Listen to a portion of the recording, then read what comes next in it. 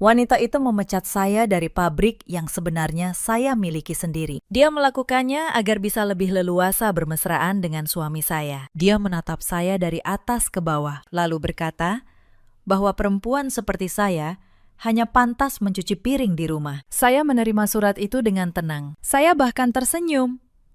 Dia tidak tahu satu hal. Besok pagi, dia akan berdiri di ruang rapat dengan lutut gemetar. Sementara seluruh dokumen kecurangannya tergeletak di atas meja. Halo sahabat, selamat datang kembali di kanal ini. Sebelum kita mulai, tuliskan dari kota mana kalian menonton di kolom komentar. Jangan lupa dukung kanal ini dengan like dan subscribe, supaya kami makin semangat menghadirkan kisah yang lebih menarik lagi. Sekarang, izinkan saya bercerita. Nama saya Anindya Saraswati. Usia saya 38 tahun. Di pabrik tekstil itu, semua orang mengenal saya sebagai staf logistik biasa. Pekerjaan saya mencatat keluar masuk barang di gudang. Saya datang naik angkutan umum setiap pagi. Saya membawa bekal nasi dalam kotak plastik sederhana. Pakaian saya hanya kemeja katun lusuh dan rok abu-abu yang warnanya sudah pudar. Tidak ada yang tahu siapa saya sebenarnya. Tidak ada yang tahu bahwa nama saya tercantum diam-diam sebagai pemegang saham mayoritas di perusahaan induk yang menaungi pabrik ini. Pabrik tekstil ini. Gudang ini. Mesin-mesin ini. Semuanya berdiri di atas tanah yang akta kepemilikannya ada di brankas pribadi saya. 5 tahun lalu, ayah saya meninggal. Beliau mewariskan seluruh kelompok usaha keluarga kepada saya. Sebuah holding yang membawahi pabrik tekstil, 2 gudang distribusi, dan sebuah perusahaan logistik. Tetapi saya memilih bersembunyi. Saya menanam nama saya di balik lapisan perusahaan, di balik nomini, di balik diam. Saya ingin tahu siapa yang jujur ketika merasa tidak ada bos yang mengawasi. Saya ingin melihat wajah asli orang-orang di sekitar saya, termasuk wajah asli suami saya. Suami saya bernama Rendra, usianya 40 tahun. Dia bekerja sebagai kepala bagian produksi di pabrik yang sama. Kami menikah 8 tahun lalu. Waktu itu, dia hanya operator mesin biasa. Saya mengangkatnya pelan-pelan, lewat jalur yang dia kira murni hasil kerja kerasnya sendiri. Dia tidak pernah tahu bahwa istrinya yang berpakaian lusuh itu adalah pemilik sah tempat dia mencari nafkah. Saya menyembunyikannya karena saya ingin dicintai sebagai Anindya, bukan sebagai pemilik pabrik. Dan untuk sementara, saya percaya dia mencintai saya seperti itu. Saya salah. Pagi itu, suasana pabrik terasa seperti biasa. Suara mesin tenun menderu di lantai produksi. Bau benang dan oli memenuhi udara. Saya duduk di sudut gudang, mencatat angka di lembar logistik dengan pulpen yang tintanya hampir habis. Telepon internal di meja saya berdering. Suara resepsionis memberitahu bahwa saya dipanggil ke ruang manajer keuangan. Saat itu juga, nama manajer keuangan itu adalah Vanessa. Mendengar namanya, saya menarik napas pelan. Saya sudah menduga panggilan ini akan datang. Hanya saja, saya tidak menyangka akan secepat ini. Saya merapikan lembar catatan saya. Saya berdiri. Lalu, saya melangkah menuju lantai 2, menuju ruangan Vanessa. Sepanjang koridor, saya mengingat kembali semua yang terjadi 6 bulan terakhir. Vanessa bukan sekedar manajer keuangan di pabrik ini. Dia adalah perempuan yang selama berbulan-bulan menjalin hubungan gelap dengan Rendra, suami saya. Mereka berdua sering mencuri waktu di jam kerja. Mereka bertukar pesan mesra di bilik layar komputer. Mereka bahkan memakai mobil operasional pabrik untuk pergi berdua, lalu menulis biayanya sebagai pengeluaran dinas. Mereka pikir mereka sangat pintar menyembunyikan semua itu. Mereka pikir staf logistik lusuh seperti saya tidak akan pernah menyadarinya. Mereka lupa satu hal. Saya memperhatikan setiap angka. Saya memperhatikan setiap kwitansi. Saya memperhatikan setiap rupiah yang mereka curi. Saya berhenti di depan pintu kaca buram ruangan Vanessa. Saya mengetuk pelan. Dari dalam terdengar suara nyaring menyuruh saya masuk. Ruangan itu wangi parfum mahal yang menyengat. Vanessa duduk bersandar di kursi kulit besarnya. Penampilannya berlebihan untuk seorang manajer pabrik. Dia mengenakan blus merah menyala dan kalung emas yang sengaja dipamerkan. Kuku-kukunya dicat merah mengkilap. Saat melihat saya, Dia tidak mempersilahkan saya duduk. Dia memandangi saya dari ujung rambut sampai ujung sepatu, seolah saya adalah noda di lantai ruangannya. "Ada apa?" Bu Vanessa memanggil saya. Tanya saya dengan nada datar. Vanessa mendengus. Dia melempar sebuah amplop putih berlogo perusahaan ke atas meja. Amplop itu meluncur dan berhenti tepat di depan saya. "Buka dan baca," perintahnya dengan nada arogan. Saya mengambil amplop itu perlahan. Saya membukanya. Di dalamnya ada selembar kertas bermaterai. Itu adalah surat pemutusan hubungan kerja. Surat pemecatan sepihak. Tertulis bahwa saya diberhentikan hari ini juga. Dengan alasan kelalaian dalam pencatatan logistik dan kerugian gudang. Alasan yang sangat mengada-ada. Catatan logistik saya selalu bersih. Tidak pernah ada satu angka pun yang meleset. "Saya dipecat?" tanya saya. Berpura-pura terkejut. Vanessa tertawa kecil. Tawa penuh kemenangan dan ejekan. Dia mencondongkan tubuh ke depan. "Efektif mulai detik ini. Pabrik ini tidak butuh pegawai lamban yang cuma jadi beban. Selama berbulan-bulan kamu di sini, kamu tidak memberi kontribusi apapun." Saya menatapnya. Di balik kerah blusnya yang rendah, saya melihat sebuah tanda kemerahan di tulang selangkanya. Dan saya mengenali aroma parfum yang menempel samar di ruangan ini. Itu parfum Rendra. Mereka pasti baru saja menghabiskan waktu berdua sebelum saya dipanggil. Pemecatan ini sama sekali bukan soal pekerjaan. Vanessa memecat saya supaya saya pergi dari gedung ini. Dia ingin menyingkirkan mata dan telinga saya, supaya dia dan Rendra bebas mengatur uang perusahaan tanpa takut ada yang mengawasi. Tapi catatan logistik saya bulan lalu dinilai sangat baik. "Bu," kata saya, sengaja memancing. "Apa alasan sebenarnya?" Vanessa menggebrak meja. Matanya menatap tajam. "Kamu berani mempertanyakan keputusan saya. Saya manajer keuangan di sini. Saya yang berhak menentukan siapa yang pantas bekerja dan siapa yang harus ditendang keluar." Dia berdiri, berjalan memutari mejanya, lalu berhenti tepat di depan saya. Tatapan jijiknya tidak lagi ditutup-tutupi. "Lihat dirimu di cermin. Pakaianmu lusuh, gayamu kampungan. Perempuan seperti kamu cocoknya cuma jadi babu di rumah suami. Pulang sana, cuci piring, sapu lantai. Dunia kerja ini bukan levelmu." Kata-katanya dirancang untuk menghancurkan harga diri seorang perempuan. Jika saya benar-benar staf rendah yang hanya bergantung pada gaji kecil ini, saya pasti sudah menangis. Mungkin berlutut, memohon agar tidak dipecat. Tapi air mata itu tidak datang. Sebaliknya, sudut bibir saya justru terangkat. Sebuah senyum kecil yang tenang, dingin.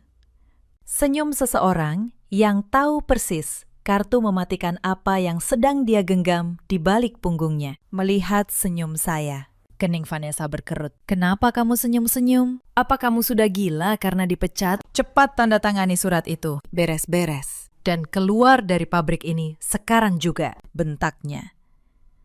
Tanpa sepatah kata pembelaan, saya mengambil pulpen dari meja. Dengan gerakan tenang, saya membubuhkan tanda tangan di atas surat itu. Saya tidak marah. Saya justru berterima kasih. Dia baru saja memberi saya jalan keluar yang sempurna dari sandiwara melelahkan yang harus saya mainkan selama berbulan-bulan ini. "Terima kasih atas surat pemecatannya, Bu," kata saya dengan suara jernih. "Pesan Anda soal nasib saya sebagai babu juga akan saya ingat baik-baik." Saya meletakkan pulpen kembali. Saya membalikkan badan. Saya berjalan keluar tanpa menoleh. Di koridor, langkah saya jauh lebih tegak dari biasanya. Saya turun ke gudang, mengambil kardus kosong, dan memasukkan barang-barang pribadi saya. Tidak banyak, hanya sebuah cangkir, sebuah payung lipat, dan sebuah map tua. Map yang isinya jauh lebih berharga daripada yang bisa dibayangkan Vanessa. Mari saya ceritakan dari awal. Bagaimana semua kebusukan ini saya temukan satu persatu. 6 bulan lalu,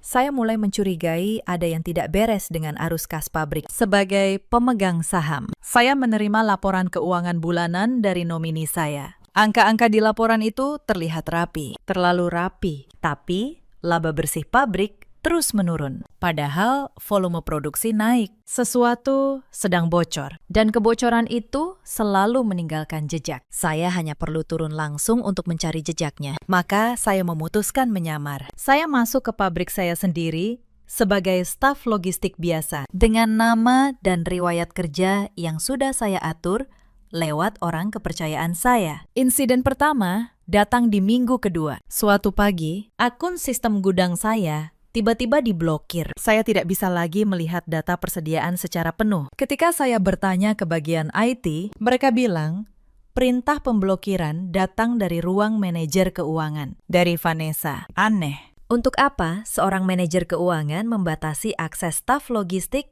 ke data gudang sendiri? Kecuali ada sesuatu di data itu yang tidak boleh saya lihat. Saya tidak protes. Saya hanya mencatat tanggalnya di buku kecil saya. Lalu malam itu dari rumah, saya membuka data yang sama lewat akses pemilik yang tidak mereka ketahui. Dan saya menemukan sesuatu. Ada selisih besar antara jumlah bahan baku yang tercatat masuk dan yang benar-benar ada di gudang. Bahan baku senilai ratusan juta rupiah hilang di atas kertas. Tapi malam itu, saya belum tahu siapa yang menari di balik angka itu. Insiden kedua terjadi seminggu kemudian. Gaji saya bulan itu tidak masuk ke rekening pribadi saya. Saya menanyakannya ke bagian penggajian. Mereka bilang ada perubahan data. Gaji saya kini ditransfer ke sebuah rekening bersama, yang katanya rekening rumah tangga. Rekening yang dikelola oleh suami saya, Rendra.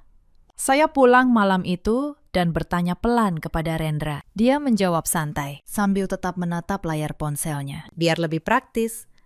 Lagi pula, uangmu kan untuk keluarga juga. Buat apa repot 2 rekening? Saya hanya mengangguk. Tapi di dalam hati, saya tahu rekening bersama itu sebenarnya dikelola oleh Vanessa. Saya sudah melihat siapa yang benar-benar memegang kartu ATM-nya. Mereka mulai mengalihkan uang saya, sedikit demi sedikit, ke saluran yang mereka kuasai. Insiden ketiga adalah jebakan pertama yang mereka pasang untuk saya. Vanessa memanggil saya ke ruangannya. Dia menyodorkan sebuah berita acara. Isinya menyatakan bahwa telah terjadi kekurangan persediaan di gudang yang saya tangani. Dia menyuruh saya menandatanganinya. Tanda tangan di sini, ini cuma formalitas. Katanya enteng.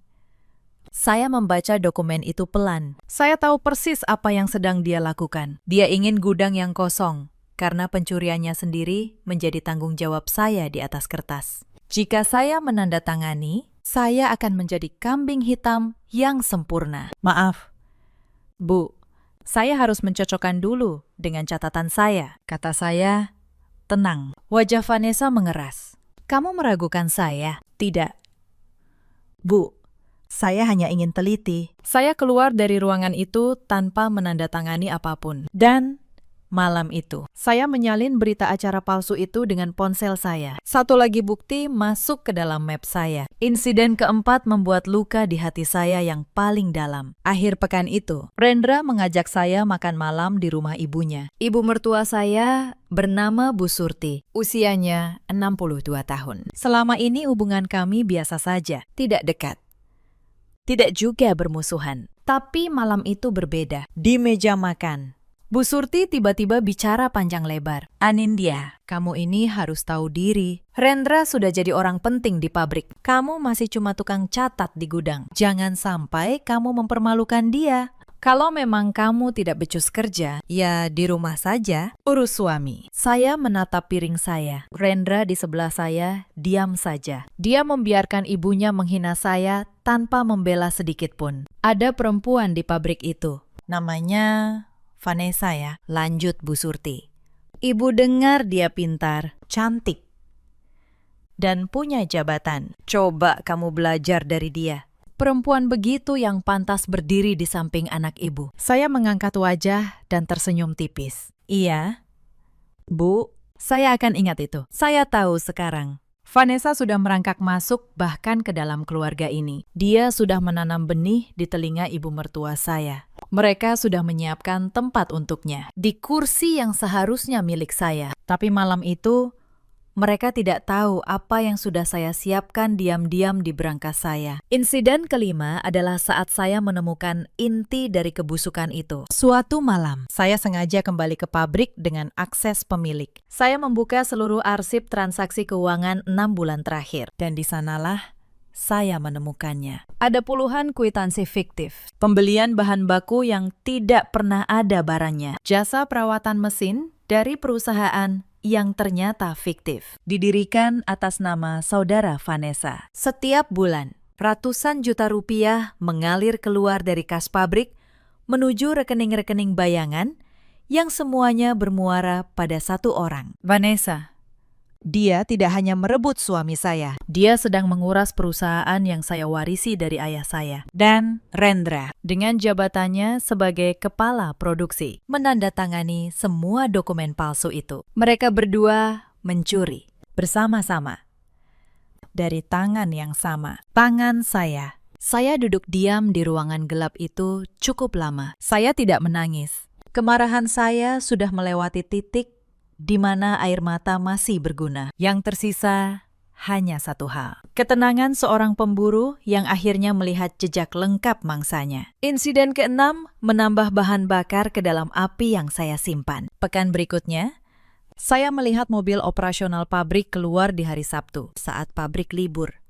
Saya memeriksa log kendaraan. Tertulis perjalanan dinas ke kota lain untuk urusan pembelian mesin. Tapi saya tahu tidak ada pembelian mesin apapun yang dijadwalkan. Saya meminta orang kepercayaan saya menelusuri. Hasilnya jelas. Rendra dan Vanessa menghabiskan akhir pekan di sebuah villa mewah di pegunungan. Biaya bensin, tol, dan penginapan mereka semuanya ditulis sebagai biaya dinas perusahaan. Mereka berkencan memakai uang saya, lalu menagihkan kencan itu kepada saya. Saya menyimpan struk-struk itu. Setiap lembar adalah satu paku lagi untuk peti mati mereka. Insiden ke-7 adalah kelancangan yang paling berani. Suatu hari, bagian keuangan mengeluarkan dokumen pencairan dana dalam jumlah besar. Di kolom tanda tangan verifikator logistik, tertera nama saya, lengkap dengan tanda tangan yang menyerupai tanda tangan saya. Tapi saya tidak pernah menandatangani dokumen itu. Vanessa memalsukan tanda tangan saya untuk mencairkan dana fiktif. Dia tidak hanya menjadikan saya kambing hitam atas gudang yang kosong. Dia menjadikan tangan saya di atas kertas sebagai alat pencuriannya. Jika suatu hari kasus ini terbongkar, sayalah yang akan masuk penjara, bukan dia. Saya menatap dokumen palsu itu lama sekali. Lalu saya tersenyum karena pemalsuan tanda tangan adalah kejahatan. Dan kejahatan itu kini sudah tercatat rapi dalam berkas saya. Insiden ke-8 adalah saat saya mulai menutup jaring. Saya menghubungi Pak Damar, pengacara pribadi keluarga saya. Pria parubaya yang sudah mengurus aset ayah saya selama puluhan tahun. Saya juga menghubungi Mbak Yuli, seorang akuntan jujur yang dulu pernah bekerja untuk ayah saya. Dan kini saya tempatkan diam-diam di pabrik. Pak Damar, saya butuh audit forensik penuh, diam-diam. Saya butuh rekening koran, akta kepemilikan, dan seluruh jejak transaksi 6 bulan terakhir, kata saya. Sudah saya siapkan, Bu Anindya, jawab Pak Damar tenang. Semua bukti sudah kami salin dan kami amankan. Mereka tidak akan bisa menghapus apapun. Mbak Yuli juga sudah merekam diam-diam pertemuan-pertemuan di mana Vanessa memerintahkan pembuatan kwitansi palsu. Semua potongan teka-teki kini berada di tangan saya, lengkap. Insiden ke-9 adalah ketika mereka mempercepat langkah mereka sendiri. Saya mendengar dari Mbak Yuli bahwa Vanessa berencana memecat saya secepatnya. Alasannya, kantor pusat akan mengirim tim audit internal dalam waktu dekat. Vanessa panik. Dia ingin saya, satu-satunya orang yang dia anggap bisa membongkar gudang kosong itu, lenyap dari pabrik sebelum audit datang, yang dia tidak tahu. Tim audit internal itu datang atas perintah saya, dan saya sendiri yang akan memimpinnya. Mereka pikir mereka sedang menyingkirkan ancaman, padahal mereka sedang menggali kuburan mereka sendiri. Lebih cepat dari yang saya rencanakan. Insiden ke-10 adalah pagi ini. Pagi ketika Vanessa memecat saya, menyebut saya babu, dan menyuruh saya pulang mencuci piring. Dia mengira dia baru saja memenangkan segalanya. Dia tidak tahu bahwa dengan surat pemecatan itu, dia baru saja menyalakan korek api di atas tumpukan bukti yang sudah saya susun rapi selama berbulan-bulan. Saya keluar dari gerbang pabrik dengan kardus di tangan. Beberapa rekan kerja menatap saya iba. Mereka pikir saya perempuan malang yang baru saja kehilangan pekerjaan dan harga diri. Mereka tidak tahu. Besok pagi, saya akan kembali. Bukan sebagai staf logistik, tapi sebagai pemilik yang sah dari setiap batu bata di pabrik ini. Sebelum saya lanjutkan ke pagi pembalasan itu, izinkan saya menceritakan beberapa hal yang terjadi di antara insiden-insiden tadi. Hal-hal kecil yang justru paling menyayat hati. Pernah suatu sore, saya lembur sendirian di gudang. Hujan turun deras di luar.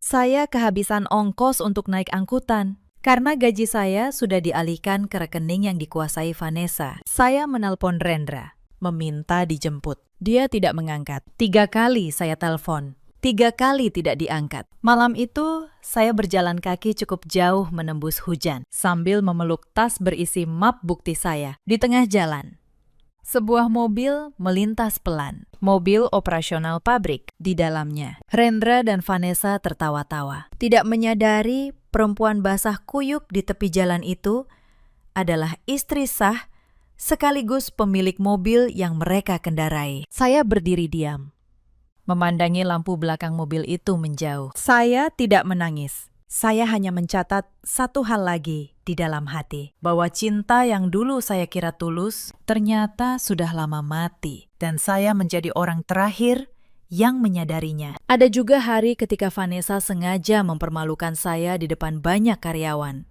Dia melempar setumpuk berkas ke lantai, lalu menyuruh saya memungutnya satu persatu di hadapan semua orang. Lain kali, catat yang benar, otakmu itu memang cuma sebatas gudang, katanya keras, agar semua orang mendengar. Beberapa karyawan tertawa kecil, beberapa yang lain menatap iba. Saya berlutut, memungut berkas-berkas itu dengan tenang. Di antara berkas yang berserakan itu, mata saya menangkap satu lembar yang tidak sengaja terjatuh dari map Vanessa. Sebuah catatan transfer ke rekening pribadinya. Bukti lagi. Sambil dipermalukan, saya justru sedang dihadiahi senjata baru. Itulah yang tidak pernah dipahami oleh orang-orang seperti Vanessa. Mereka mengira merendahkan orang lain membuat mereka kuat. Padahal setiap kali mereka menginjak seseorang, mereka sedang membuka pertahanan mereka sendiri. Ada pula percakapan yang tidak sengaja saya dengar suatu siang. Di balik dinding ruang istirahat. Kamu yakin istrimu tidak akan curiga? Suara Vanessa.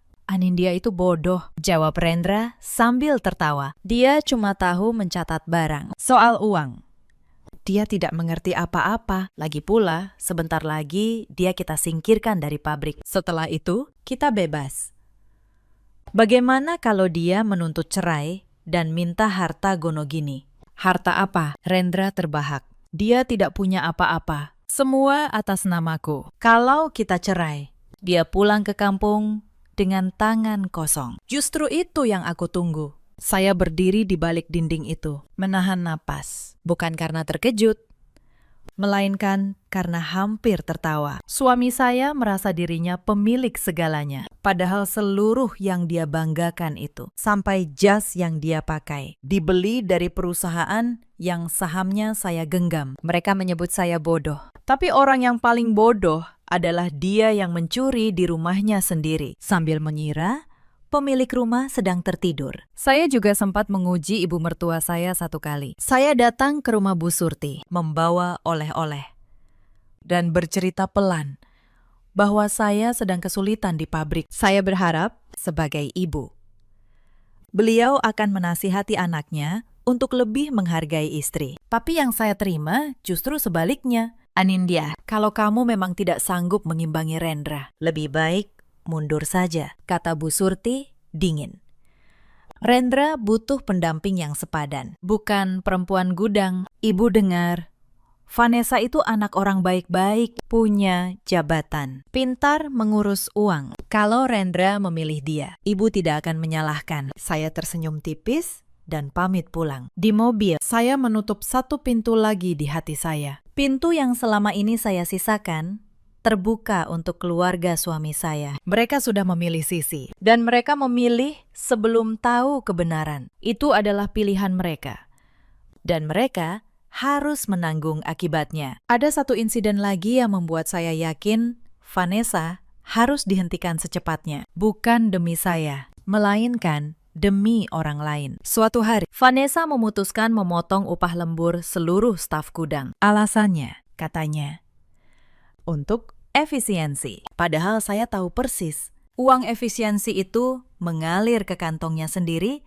lewat kwitansi palsu. Para pekerja gudang, banyak di antaranya tulang punggung keluarga, mendadak kehilangan penghasilan tambahan yang selama ini mereka andalkan. Saya melihat Pak Joko, pekerja tertua di gudang, pulang dengan wajah lelah dan murung. Anaknya sedang sakit dan butuh biaya. Lembur adalah satu-satunya cara dia menambah penghasilan. Malam itu dia berkata lirih kepada saya, "Mbak, kalau begini terus, saya tidak tahu harus bagaimana." Saya menggenggam tangannya dan berkata pelan, "Bersabar, sebentar lagi." Pakistan, saya percaya keadilan tidak akan tidur selamanya. Dia tidak mengerti apa maksud saya. Tapi saya mengerti. Malam itu, kemarahan saya berubah menjadi sesuatu yang lebih besar dari sekedar urusan pribadi. Vanessa tidak hanya mencuri dari saya. Dia mencuri dari ratusan keluarga yang menggantungkan hidup pada pabrik ini. Dan untuk itu, dia harus membayar lunas. Sejak malam itu, saya mempercepat semua persiapan saya bersama Pak Damar. Setiap bukti yang saya kumpulkan bukan lagi sekadar untuk membela diri, melainkan untuk menegakkan keadilan bagi semua orang yang telah mereka rugikan dalam diam. Setiap malam, sepulang dari pabrik, saya membuka berangkas saya. Saya menatap akta kepemilikan itu. Saya menatap tumpukan bukti yang terus bertambah. Dan saya mengingatkan diri saya sendiri untuk bersabar. Karena balas dendam yang terburu-buru hanya akan melukai diri sendiri. Balas dendam yang paling sempurna adalah yang dijatuhkan tepat ketika lawan merasa paling menang. Maka saya menunggu. Saya membiarkan mereka merasa menang. Saya membiarkan Vanessa memecat saya, menyebut saya babu, menyuruh saya pulang mencuci piring. Saya membiarkan mereka menggelar karpet merah untuk menyambut pemilik yang akan datang. Karena saya tahu, karpet merah itu pada akhirnya akan mereka injak sendiri menuju kehancuran mereka. Malam itu, saya tidak langsung pulang ke rumah yang saya tinggali bersama Rendra. Rumah itu sudah terasa seperti panggung sandiwara yang pengap. Saya menyetir sendiri menuju sebuah apartemen di pusat kota. Apartemen yang tidak diketahui siapapun. Tempat saya menyimpan kehidupan saya yang sesungguhnya. Di sana, Pak Damar sudah menunggu.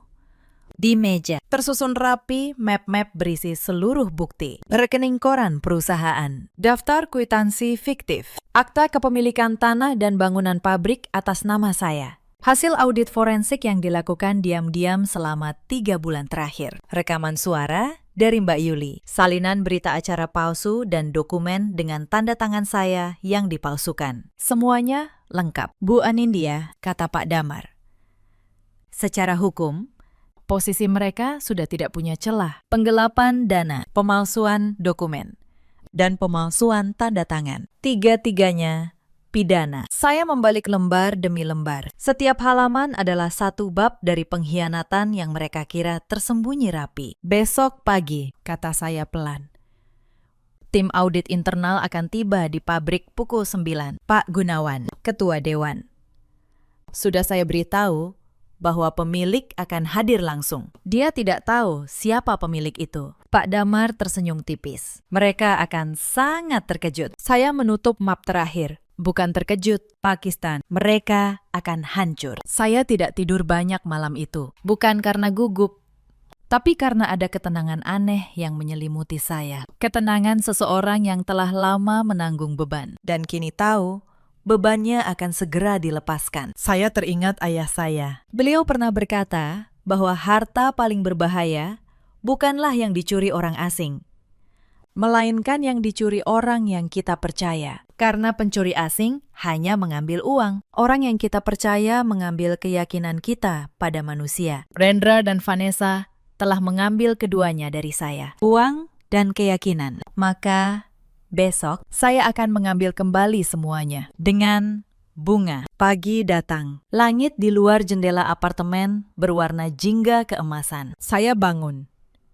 Mandi. Lalu duduk di depan cermin besar di ruang ganti. Serah, penata rias kepercayaan saya, sudah menunggu sejak subuh. Topeng staf logistik itu, kata Sarah dengan senyum. Saatnya dilepas. Bu, kemeja katun lusuh dan rok abu-abu pudar yang selama ini saya kenakan. Saya masukkan ke dalam tas. Bukan saya buang, saya simpan.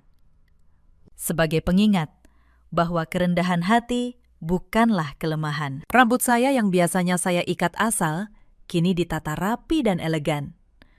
Wajah saya yang sengaja saya buat kusam, kini dipoles tipis, menampakkan ketegasan yang selama ini saya sembunyikan. Saya mengenakan setelan jas berwarna biru tua dengan potongan tajam dan presisi, sepatu hak tinggi hitam. Sebuah jam tangan klasik melingkar di pergelangan tangan saya. Tidak mencolok, tapi setiap detailnya berbicara tentang kekuasaan. Saat saya berdiri di depan cermin, bayangan perempuan lusuh yang kemarin dipanggil Babu telah lenyap. Yang terpantul kini adalah Anindya Saraswati, pemilik kelompok usaha yang menaungi pabrik itu. Anak dari pendiri yang namanya dulu disegani seluruh kota. Sorot mata saya tajam, tidak ada lagi keraguan. Sang pemilik telah mengenakan kembali jubahnya. Dan di pabrik sana, mangsa saya sedang sibuk menggelar karpet merah untuk menyambut kedatangan saya. Tanpa tahu siapa yang akan mereka sambut. Saya naik ke dalam mobil. Bukan angkutan umum yang berdesakan seperti 6 bulan terakhir, melainkan sebuah sedan hitam mengkilap. Pak Anto, sopir yang sudah mengabdi pada keluarga saya selama 12 tahun, membukakan pintu dengan membungkuk hormat. Selamat pagi. Bu Anindya, sangat melegakan melihat ibu kembali menjadi diri sendiri, katanya tulus.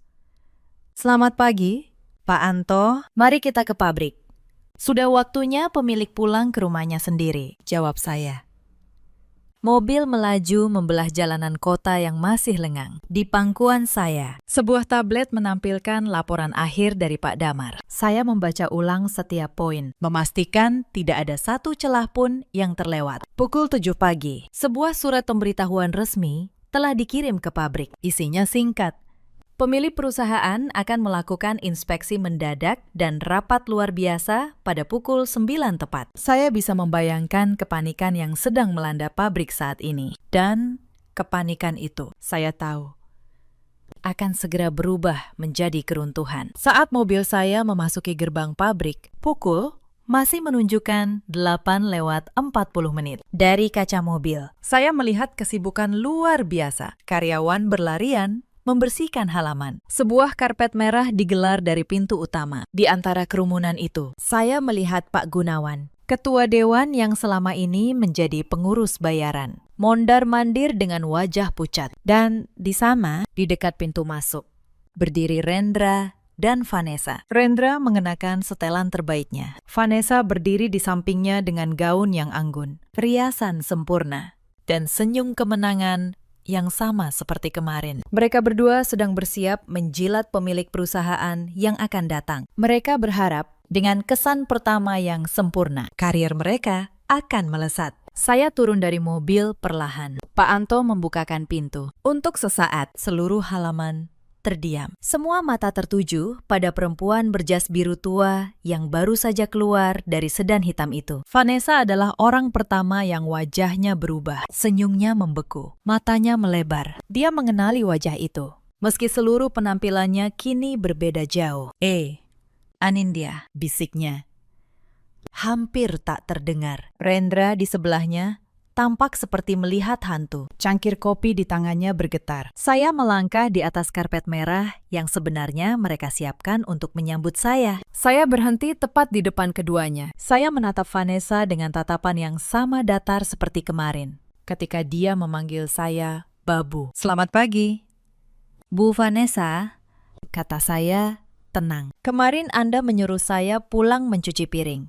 Hari ini, saya datang untuk membersihkan sesuatu yang jauh lebih kotor. Pak Gunawan bergegas menghampiri. Masih belum mengerti. Maaf. Ibu siapa ya? Pemilik akan segera datang. Mohon Ibu. Saya pemiliknya, Pak Gunawan. Potong saya. Halaman itu sunyi senyap. Lalu mulai terdengar bisik-bisik yang menjalar di antara para karyawan. Nama saya Anindya Saraswati, putri tunggal pendiri kelompok usaha ini, pemegang saham mayoritas dari perusahaan induk yang memiliki pabrik ini. Akta tanah dan bangunan tempat kalian berdiri sekarang atas nama saya. Wajah Pak Gunawan memutih. Dia membungkuk dalam-dalam, gemetar. Bu Anindya, saya tidak tahu. Maafkan saya mengangguk pelan kepadanya. Lalu kembali menatap Vanessa dan Rendra. Keduanya berdiri kaku, seperti dua patung yang baru saja menyadari bahwa tanah di bawah kaki mereka telah lenyap. Mari kita masuk ke ruang rapat, kata saya. Saya tidak suka menyelesaikan urusan di depan banyak orang. Tapi kalian berdua ikut saya. Di ruang rapat, suasana terasa dingin. Saya duduk di kursi paling ujung, kursi yang selama ini dianggap milik pemilik yang tak pernah hadir. Pak Damar duduk di sebelah saya, membuka koper berisi dokumen. Pak Gunawan dan beberapa anggota dewan duduk dengan kepala tertunduk. Di seberang meja, Rendra dan Vanessa berdiri. Tidak berani duduk tanpa dipersilahkan. Silahkan duduk, kata saya. Mereka duduk dengan kaku. Saya membuka map pertama. Vanessa, selama 6 bulan terakhir, Anda mengeluarkan kwitansi fiktif senilai total 2.300.000.000 rupiah. Pembelian bahan baku yang barangnya tidak pernah ada. Jasa perawatan mesin dari perusahaan fiktif yang Anda dirikan atas nama saudara Anda sendiri. Saya meletakkan satu persatu dokumen di atas meja. Setiap lembar mendarat dengan suara pelan. Tapi di ruangan sesunyi itu, terdengar seperti palu hakim. Wajah Vanessa kehilangan seluruh warnanya. Itu tidak benar. Saya bisa jelaskan. Belum selesai, kata saya, tenang. Saya membuka map kedua. Gudang yang Anda paksa saya tanda tangani sebagai gudang yang kosong. Ternyata kosong. Karena bahan bakunya Anda jual diam-diam ke pihak luar. Lalu Anda mencoba menjadikan saya kambing hitamnya. Saya menggeser dokumen ketiga. Dan ini, dokumen pencairan dana dengan tanda tangan saya. Tanda tangan yang saya tidak pernah bubuhkan. Anda memalsukannya. Pemalsuan tanda tangan adalah tindak pidana. Bu Vanessa, pasalnya jelas. Vanessa mulai gemetar. Topeng angkuhnya runtuh sepenuhnya. Saya hanya menjalankan perintah. Perintah siapa? Tanya saya. Mata Vanessa bergerak liar. Lalu berhenti pada Rendra. Saya menoleh ke arah suami saya. Pria yang 8 tahun lalu saya nikahi dengan keyakinan bahwa dia mencintai saya apa adanya. Pria yang saya angkat dari operator mesin menjadi kepala produksi. Lewat tangan yang tak pernah dia ketahui. Rendra, kata saya pelan. Setiap dokumen palsu itu, kamu yang menandatangani sebagai verifikator produksi. Kamu tahu persis kemana uang itu mengalir. Kamu mencuri dari perusahaan istrimu sendiri, lalu membelanjakan hasilnya untuk berkencan dengan perempuan ini, memakai mobil perusahaan, dan menagihkan kencan itu sebagai biaya dinas. Rendra menunduk. Untuk pertama kalinya dalam berbulan-bulan, dia tidak punya kata-kata santai untuk diucapkan. Anindya, dengar dulu. Akhirnya, dia bersuara. Suaranya bergetar. Aku tidak tahu kamu pemiliknya. Kalau kamu tahu, kamu tidak akan mencuri. Potong saya. Jadi masalahnya bukan bahwa kamu mencuri. Masalahnya hanya bahwa kamu mencuri dari orang yang ternyata salah. Begitu. Rendra. Dia terdiam. Jawaban atas pertanyaan itu sudah tertulis jelas di wajahnya. Saya berdiri. Saya berjalan mengelilingi meja. Persis seperti yang Vanessa lakukan kepada saya kemarin. Lalu, saya berhenti di depan mereka berdua. Kemarin, kata saya. Anda berdua merasa di atas awan. Anda merasa telah berhasil menyingkirkan istri bodoh yang menghalangi kebebasan kalian. Anda menyebut saya babu. Anda menyuruh saya mencuci piring di rumah. Saya menatap Vanessa. Hari ini, izinkan saya membalas pesan Anda. Anda benar. Saya memang akan membersihkan rumah. Hanya saja, rumah yang saya maksud adalah perusahaan ini. Dan yang akan saya buang ke jalan adalah kalian berdua. Saya kembali ke kursi saya dan menatap Pak Gunawan sebagai pemegang saham mayoritas. Dengan ini, saya memberhentikan Saudari Vanessa dari jabatan manajer keuangan dan Saudara Rendra dari jabatan kepala produksi. Efektif detik ini juga, tanpa pesangon. Karena pemberhentian ini disebabkan oleh tindak pidana. Vanessa terisak. Bu Anindya, tolong. Saya mohon. Jangan laporkan saya ke polisi. Saya akan kembalikan semuanya. Uang bisa dikembalikan, kata saya. Tapi kepercayaan tidak. Dan hukum tidak menghapus pidana hanya karena pelakunya menangis setelah tertangkap. Saya menoleh kepada Pak Damar. Pak Damar, silahkan lanjutkan prosesnya. Seluruh berkas sudah lengkap. Serahkan ke pihak berwajib. Pak Damar mengangguk dan mulai menutup kopernya. Rendra mengangkat wajahnya. Matanya basah. Anindya, kita sudah 8 tahun bersama. Apa tidak ada sisa rasa sedikit pun di hatimu? Saya menatapnya cukup lama. Lalu saya menjawab dengan suara yang sangat tenang. Ada. Rendra, dulu ada, sangat banyak. Tapi kamu sendiri yang membuangnya. Sedikit demi sedikit. Setiap kali kamu menandatangani kwitansi palsu itu, sambil membayangkan perempuan lain. Yang tersisa di hatiku sekarang hanya rasa terima kasih. Karena kalian telah menunjukkan kepada saya wajah asli kalian. Sebelum saya menghabiskan sisa hidup saya mencintai topeng. Saya berdiri dan berjalan menuju pintu. Di ambang pintu, saya berhenti sejenak tanpa menoleh. Petugas keamanan akan mengantar kalian keluar. Jangan lupa, jangan ada satupun barang perusahaan yang kalian bawa. Karena mulai detik ini, tidak ada satupun benda di pabrik ini yang menjadi milik kalian. Lalu saya melangkah keluar, meninggalkan ruangan itu. Meninggalkan 2 orang yang dulu paling saya percaya. Kini hancur di atas meja yang sama, tempat mereka pernah merancang kejatuhan saya. Di luar ruang rapat, para karyawan sudah berkumpul. Kabar menyebar cepat. Mereka kini tahu bahwa staf logistik lusuh yang kemarin dipecat dan dihina di depan mereka ternyata adalah pemilik dari seluruh pabrik tempat mereka bekerja. Pak Joko, pekerja gudang tua itu, berdiri di barisan depan. Matanya berkaca-kaca. Dia teringat malam ketika dia mengeluh soal upah lembur yang dipotong. Dan saya berkata bahwa keadilan tidak akan tidur selamanya. Kini dia mengerti maksud kata-kata itu. Saya berhenti di hadapan mereka semua. Mulai hari ini, kata saya, seluruh upah lembur yang dipotong secara tidak sah akan dikembalikan. Penuh.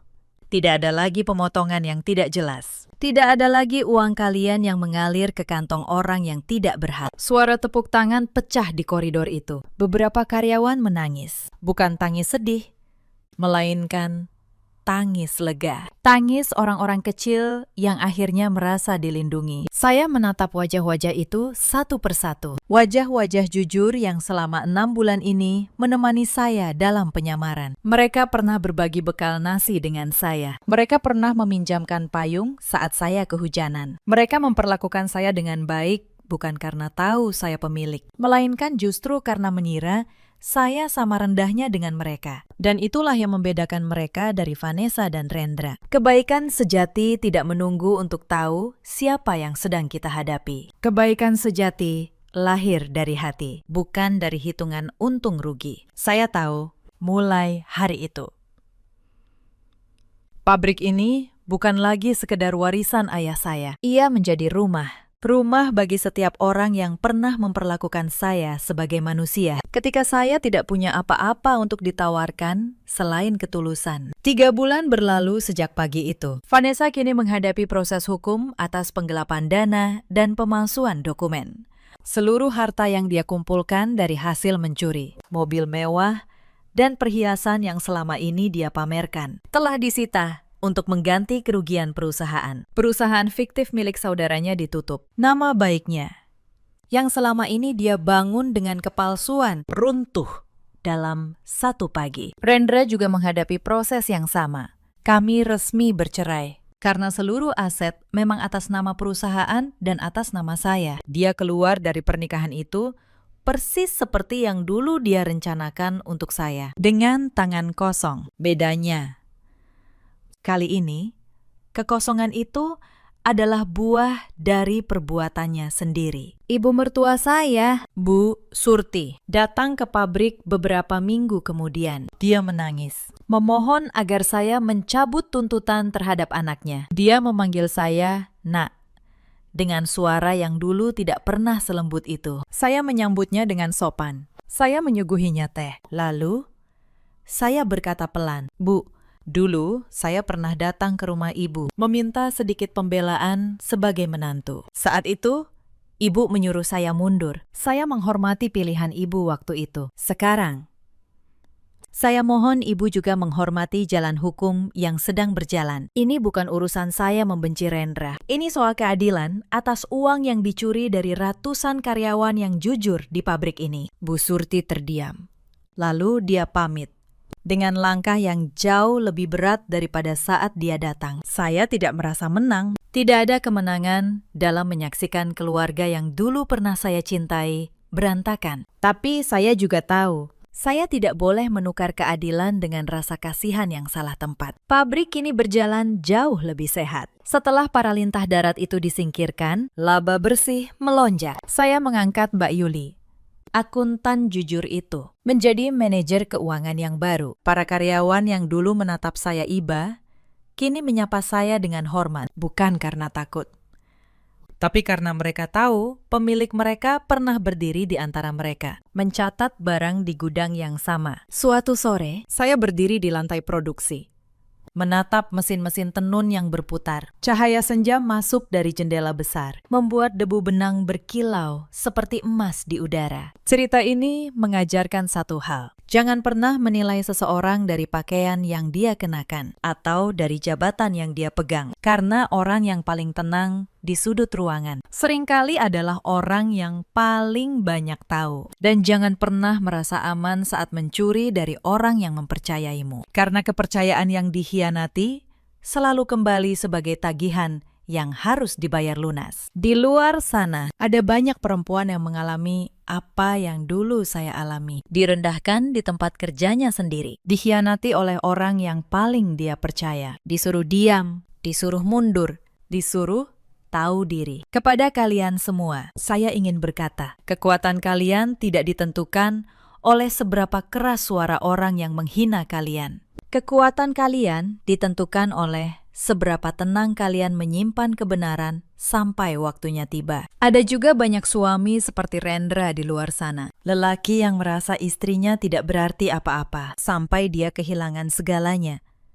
Dan baru sadar bahwa rumahnya selama ini berdiri di atas tanah milik perempuan yang dia campakkan. Dan ada pula banyak perempuan seperti Vanessa yang mengira kecantikan dan kelicikan bisa merebut hidup orang lain. Mereka lupa bahwa setiap istana yang dibangun di atas kebohongan, pondasinya hanyalah pasir. Saya berjalan keluar dari lantai produksi, menyusuri koridor menuju kantor saya di lantai atas. Di tangan saya tergenggam secangkir kopi hangat. Bukan kopi mahal dari kafe, melainkan kopi tubruk sederhana. Sama seperti yang dulu saya seduh setiap pagi sebagai staf logistik. Karena pada akhirnya, saya menyadari sesuatu. Topeng staf logistik yang dulu saya kenakan bukanlah kebohongan. Itu adalah bagian dari diri saya yang paling jujur. Bagian yang ingat, rasanya berdiri di bawah, rasanya diremehkan, rasanya berjuang. Dan justru karena saya pernah berdiri di bawah, saya tahu persis bagaimana memperlakukan setiap orang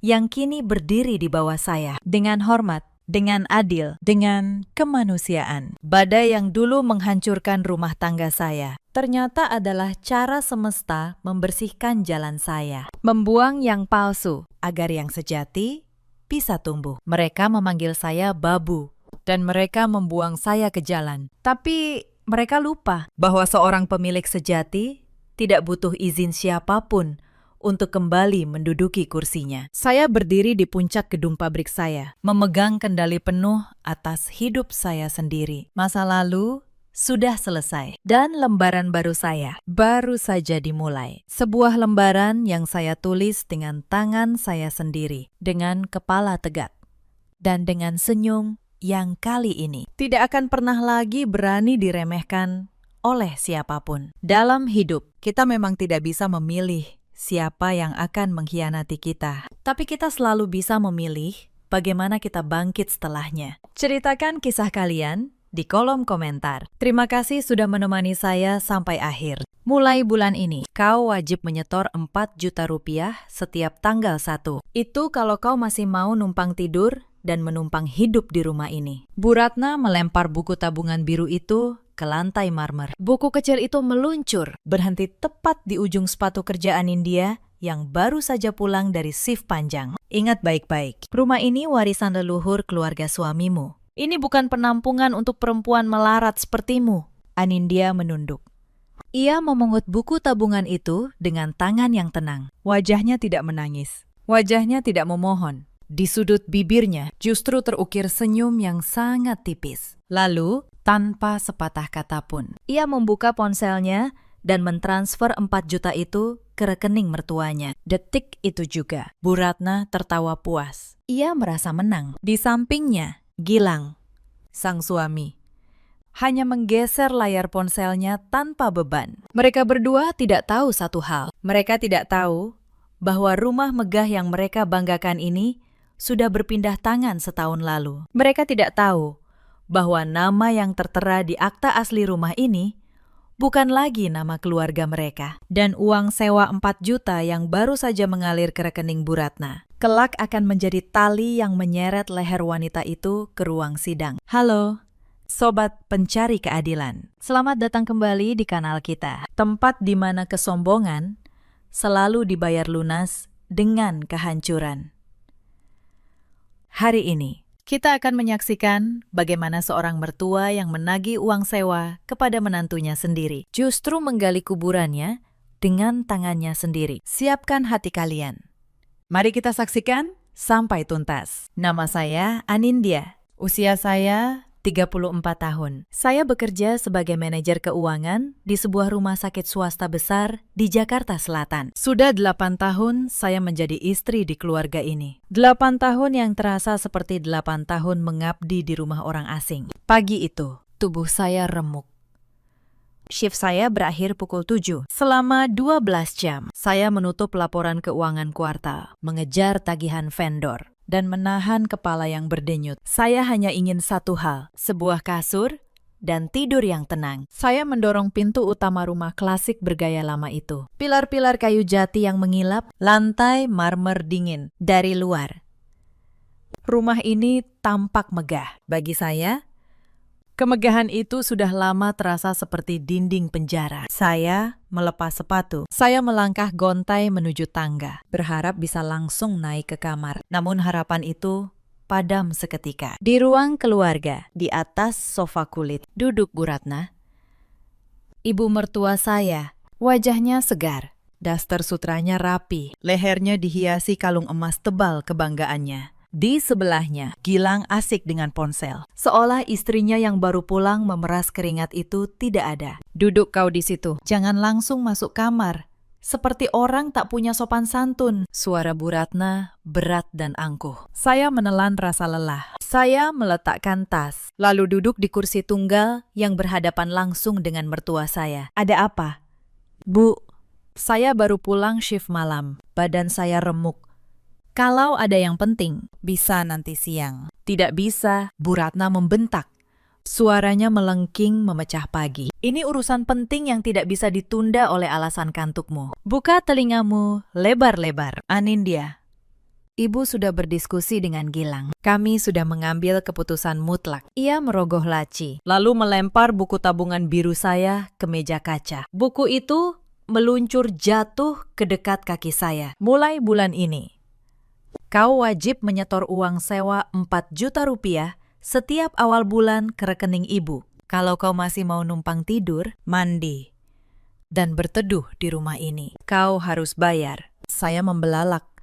Kantuk saya menguap. 4 juta, itu hampir separuh gaji saya. 4 juta, Bu. Ini rumah suami saya. Saya istrinya. Sejak kapan seorang istri harus membayar sewa untuk tinggal di rumah suaminya sendiri? Jangan banyak membantah. Perempuan tidak tahu diuntung. Bu Ratna meraung. Telunjuknya yang dihiasi cincin giok menunjuk wajah saya. Kau itu cuma orang luar, anak orang miskin yang kebetulan dinikahi anakku. Rumah ini properti warisan keluarga besar kami. Nilainya miliaran. Kau bisa tinggal di sini saja. Sudah kemurahan hati luar biasa dari kami. Ini bukan panti asuhan, tempat perempuan melarat sepertimu hidup gratis. Kata-kata itu menghujam ulu hati saya. Numpang. Panti asuhan. Perempuan melarat. Saya menatap buku tabungan di lantai. Yang lebih menyakitkan bukan angka 4 juta itu. Yang lebih menyakitkan adalah cara wanita ini menjadikan saya tak lebih dari seorang penyewa kos yang bisa diperas kapan saja. Napas saya mulai memburu. Dada saya naik turun. Saya mengalihkan pandangan dari wajah beringas mertua saya, menatap lurus ke arah pria yang duduk di sofa. Pria yang dulu bersumpah di depan penghulu untuk melindungi saya. Mas, kau diam saja mendengar ibumu bicara seperti itu padaku. Kau membiarkan ibumu menagih uang sewa pada istrimu sendiri. Saya menunggu Gilang meletakkan ponsel. Berdiri. Membela kehormatan istrinya. Namun jawaban yang ia berikan justru menjadi paku terakhir yang menutup peti mati cinta saya untuknya. Gilang akhirnya mengangkat wajah dari layar. Namun pria bergelar kepala rumah tangga itu tidak memancarkan aura pelindung sama sekali. Alisnya berkerut. Seolah permohonan saya hanyalah rengekan anak kecil yang mengganggu waktu santainya. Tidak usah didramatisir, Anindya. Jangan menatapku seolah aku ini penjahatnya. Suaranya santai. Tapi setiap suku katanya mengandung racun. Ibu itu benar. Permintaan beliau tidak berlebihan. Kau tinggal di rumah keluargaku, memakai listrik, air, dan fasilitas di sini. Wajar dong kalau kau ikut membayar, namanya juga rumah tangga. Harus saling mengerti. Saling mengerti. Suara saya meninggi. Jantung saya berdegup sakit. Kontribusi. Setiap bulan saya yang belanja kebutuhan dapur. Saya yang bayar tagihan listrik rumah sebesar ini. Sekarang ibumu menagih sewa kamar 4 juta lagi kepadaku. Apa gajimu sebagai asisten manajer tidak cukup membiayai keluargamu sendiri? Sampai istrimu harus diperas begini. Mendengar gajinya disinggung. Ego Gilang langsung tersentil. Wajahnya mengeras. Ia mengkondongkan tubuh. Menatap saya dengan sorot merendahkan. Kau pikir gajiku turun dari langit? Aku ini punya tanggung jawab sebagai anak laki-laki. Vania, adikku. Bulan ini butuh biaya besar untuk uang muka mobil barunya. Anak muda seperti dia butuh kendaraan bagus untuk gengsi di kampus. Belum lagi arisan ibu yang harus aku tutupi. Gajiku tidak cukup untuk semua itu. Logika sesat itu membuat saya seperti disambar petir. Saya terdiam. Membeku. Jadi, bisik saya parau. Air mata mulai menggenang di pelupuk saya. Kau membiarkan ibumu memeras uang hasil keringat shift malamku. Hanya untuk membayar cicilan mobil mewah adikmu dan arisan ibumu. Kau mengorbankan masa depan kita demi gaya hidup mereka. Jaga mulutmu. Bu Ratna ikut campur dengan senyum kemenangan. Gajimu sebagai pegawai rumah sakit itu lebih besar dari gaji Gilang. Sudah sewajarnya uangmu dipakai berbakti kepada keluarga suamimu. Toh kau numpang di rumah warisan kami, kalau tidak mau bayar, sana kemasi bajumu dan tidur di kolong jembatan. Gilang mengangguk setuju, melipat tangan di dada. Dengar itu, Anindya. Gaji istri adalah milik suami dan uangku adalah milik keluarga. Jangan jadi istri yang pelit. Mulai bulan ini, potong gajimu 4 juta untuk ibu. Keputusanku sudah bulat. Pengkhianatan itu sempurna sudah. Gilang bukan sekedar pengecut. Ia adalah lintah yang dengan sadar menjadikan istrinya mesin uang untuk menghidupi keluarganya. Dan di saat mereka mabuk arogansi, sesuatu yang ganjil terjadi di dalam diri saya. Air mata yang tadi menggenang, perlahan mengering, tanpa sempat menetes. Rasa sakit itu menguap, digantikan oleh ketenangan yang sedingin es. Saya menatap buku tabungan di lantai, lalu menatap wajah mertua dan suami saya bergantian. Keluarga ini menagih sewa atas nama rumah warisan. Bu Ratna membanggakan rumah ini seolah ia ratu absolut. Gilang menyuruh saya pergi jika tidak mau membayar. Mereka tidak pernah tahu sebuah rahasia yang saya kubur rapat-rapat sejak setahun lalu. Mari saya ceritakan apa yang terjadi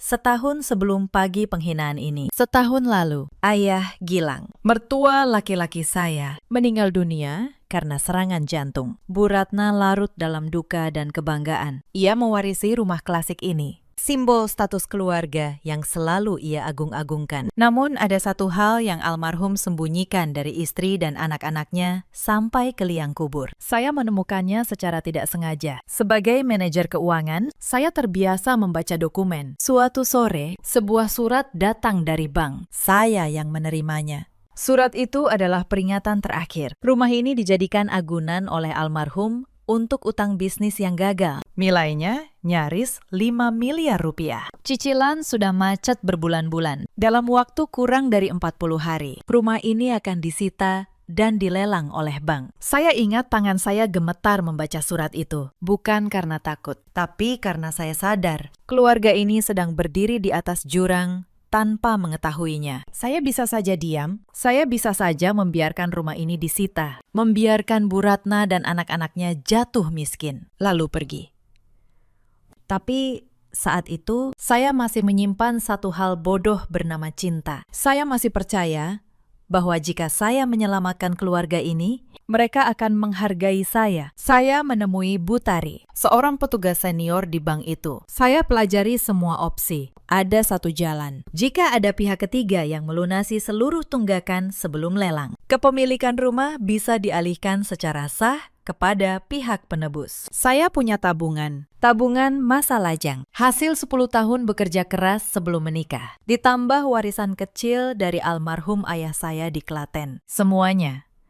Saya mencairkan seluruhnya, hampir 5 miliar rupiah. Ludes dalam satu transaksi. Saya menebus rumah ini dari jalur lelang, dan saya melakukannya dengan tenang, di bawah pengawasan notaris bernama Pak Hendra, seorang notaris tua yang sangat teliti. Di hadapan hukum, di atas akta bermaterai berlambang Garuda, rumah klasik ini 100% sah menjadi milik saya.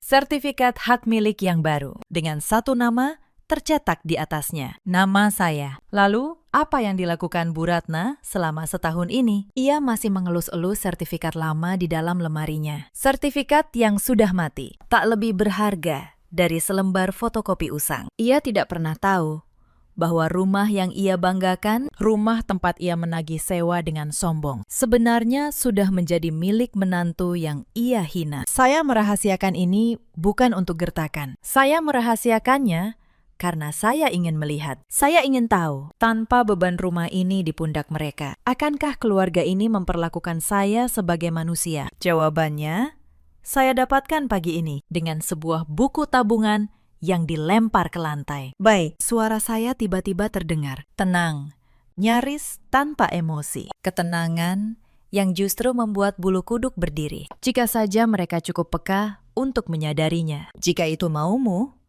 Bu, aku akan membayar uang sewa 4 juta itu setiap bulan. Persis seperti yang kalian minta. Bu Ratna terbahak girang. Gilang tersenyum puas.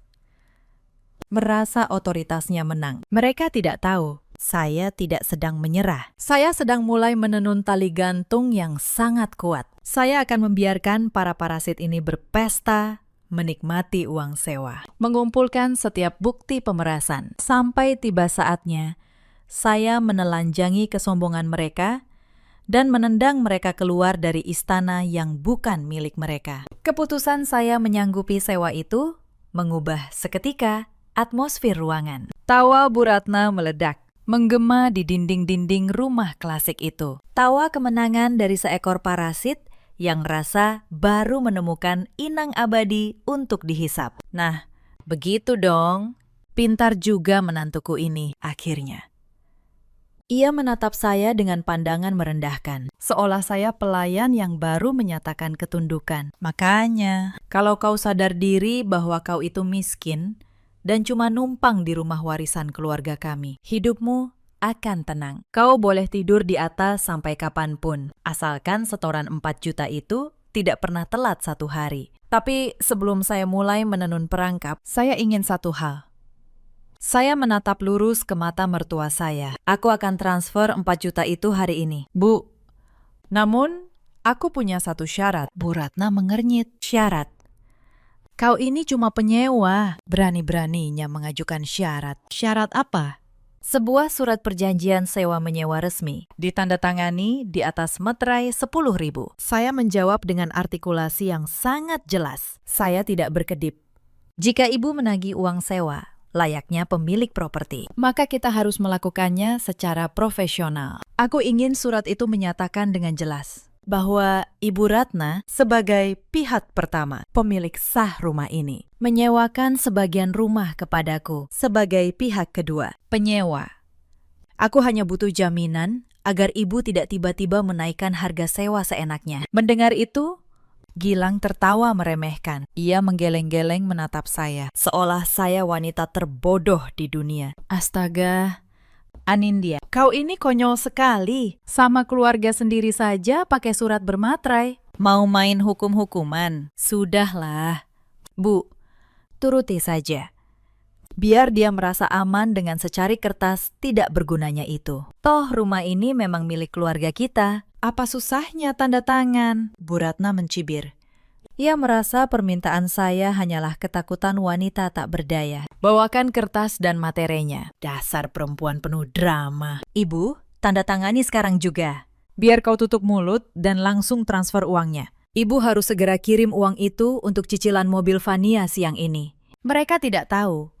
Surat yang mereka anggap tidak berguna itu di tangan saya akan menjadi pisau bermata dua yang paling tajam. Karena di mata hukum, sebuah surat perjanjian sewa bermaterai adalah pengakuan tertulis. Pengakuan Bu Ratna bahwa ia menerima uang dengan dalih menyewakan properti. Dan ketika kelak terbukti, rumah itu sama sekali bukan miliknya. Surat itu berubah nama. Namanya menjadi bukti pemerasan. Saya berjalan tenang menuju tas kerja saya. Saya mengeluarkan selembar kertas, pulpen bertinta hitam, dan selembar materai 10.000 yang memang selalu saya bawa. Saya menulis draft perjanjian itu dengan tangan yang sangat stabil. Setiap kata dirancang dengan teliti. Pihak pertama, pihak kedua, objek sewa, nominal 4 juta per bulan, tanggal.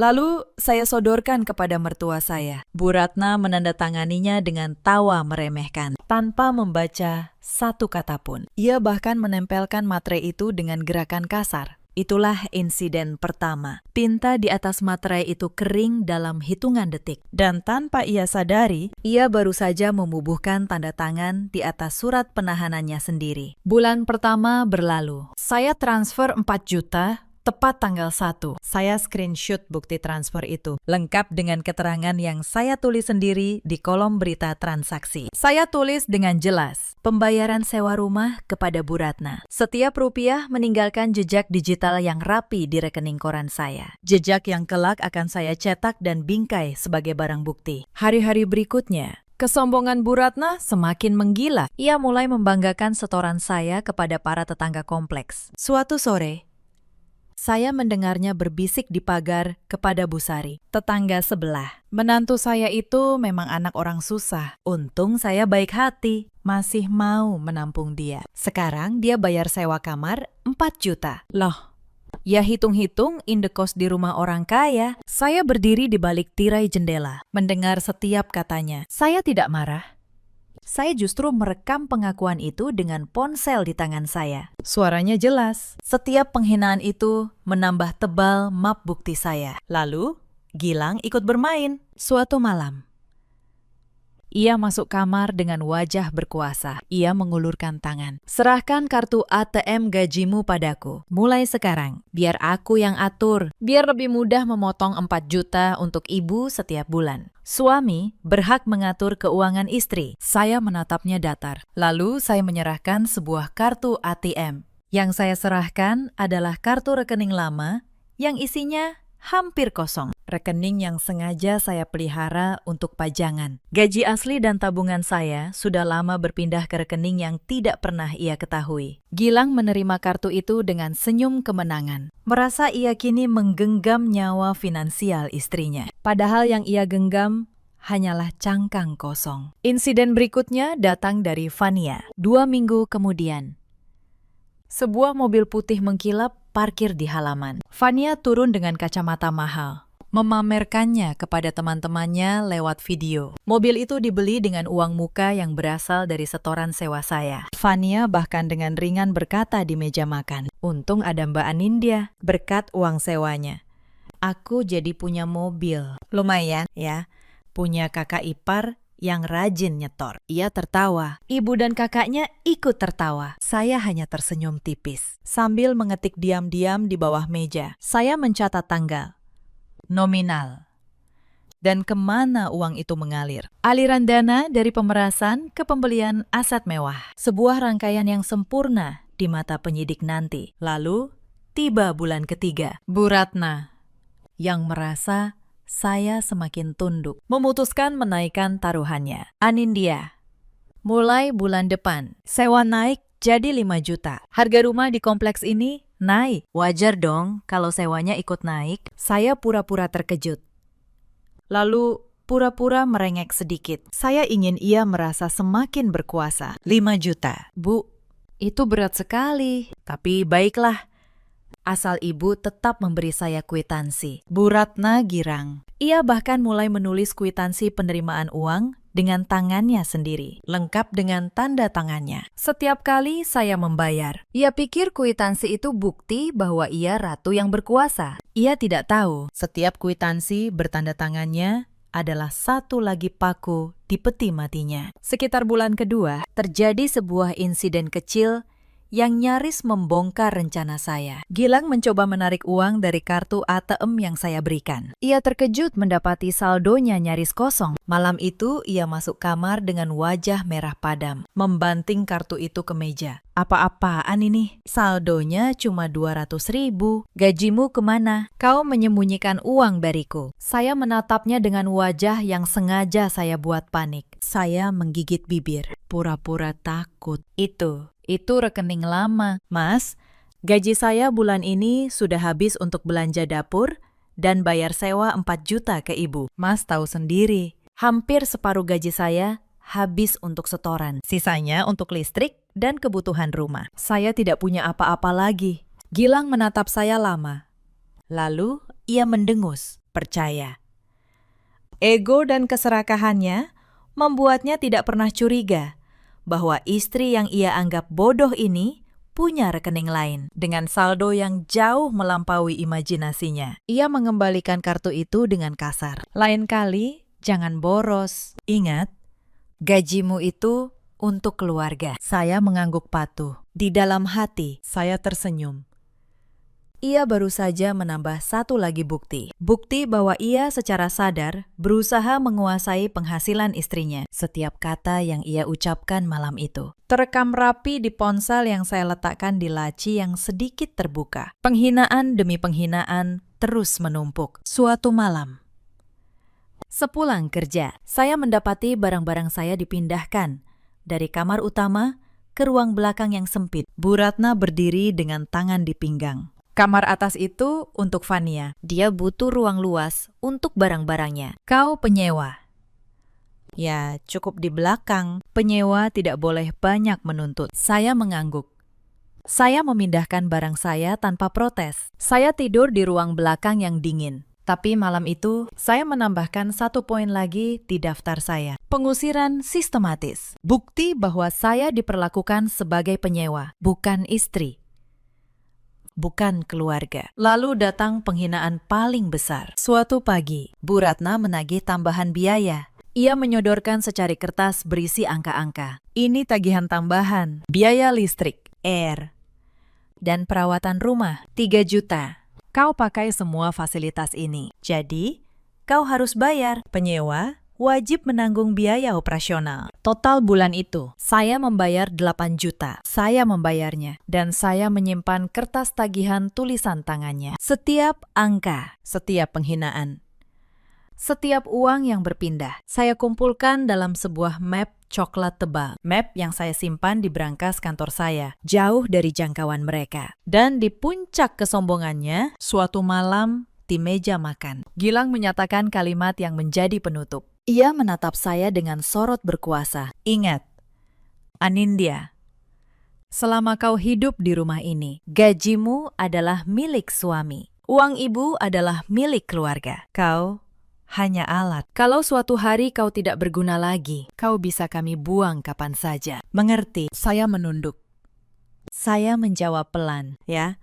Mas, tapi di bawah meja, jari saya menekan tombol. Saya merekam kalimat itu dari awal sampai akhir. Pengakuan terbuka bahwa mereka memeras saya dan menganggap saya alat yang bisa dibuang. Map coklat saya kini penuh. Surat perjanjian sewa bermaterai. Belasan bukti transfer. Rekaman suara pengakuan. Kwitansi bertanda tangan. Tagihan tulisan tangan. Dan akta asli rumah ini. Atas nama saya. Tersegel rapi. Perangkap saya sudah lengkap. Tinggal menunggu satu momen. Momen ketika saya akan menarik tali gantung itu. Dan menyaksikan kesombongan mereka tergantung di ujungnya. Momen itu datang pada hari yang tidak pernah mereka duga. Sebuah pagi di akhir bulan, ketika seluruh keluarga berkumpul di ruang tamu. Bu Ratna sedang menghitung perhiasannya. Fania memamerkan tas baru. Gilang menonton televisi dengan kaki di atas meja. Saya turun dari ruang belakang dengan pakaian kerja rapi. Tapi hari itu saya tidak berangkat ke rumah sakit.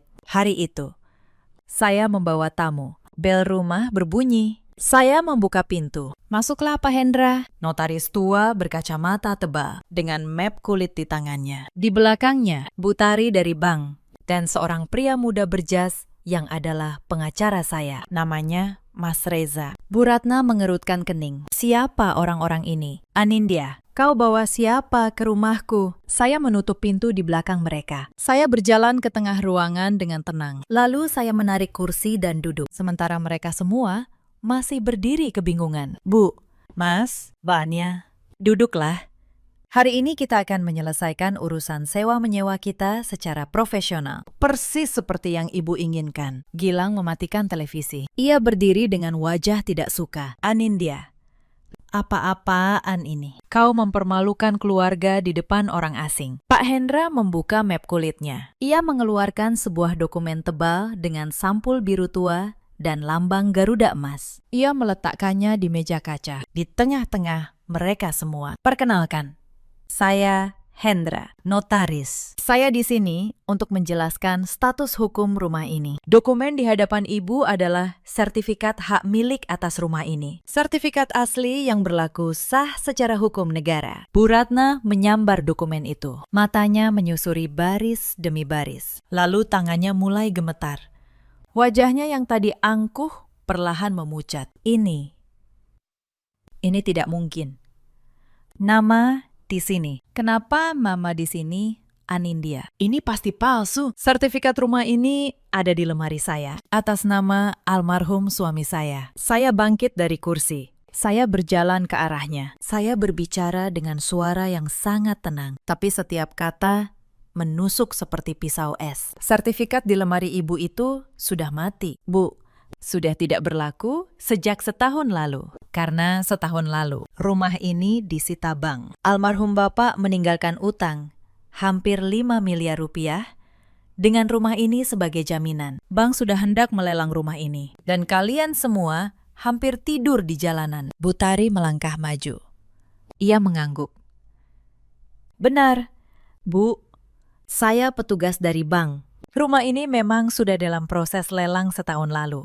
Tunggakannya sudah dilunasi seluruhnya oleh seorang penebus sebelum tanggal lelang. Penebusnya adalah Ibu Anindya. Ruangan itu sunyi total. Fania menjatuhkan tasnya. Gilang berdiri mematung. Wajahnya berubah seputih kertas. Saya menebus rumah ini dengan seluruh tabungan saya. Bu, hampir 5 miliar rupiah. Tabungan masa lajang saya, ditambah warisan ayah saya. Saya keluarkan semuanya untuk menyelamatkan keluarga ini dari kebangkrutan. Dan secara hukum, ketika saya melunasi tunggakan dan menebus dari lelang, kepemilikan rumah ini berpindah sepenuhnya kepada saya. Rumah yang selama ini Ibu banggakan sebagai warisan leluhur sejak setahun lalu adalah 100% milik saya. Tidak.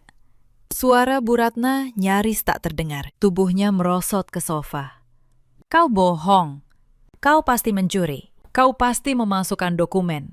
Pak Hendra menggeleng dengan tenang. Semua proses ini dilakukan di hadapan saya. Bu, sah. sesuai prosedur hukum. Tidak ada yang dipalsukan. Akta peralihan hak ini ditandatangani secara resmi. Ibu bisa memeriksanya ke kantor pertanahan kapan saja. Lalu, saya berbalik.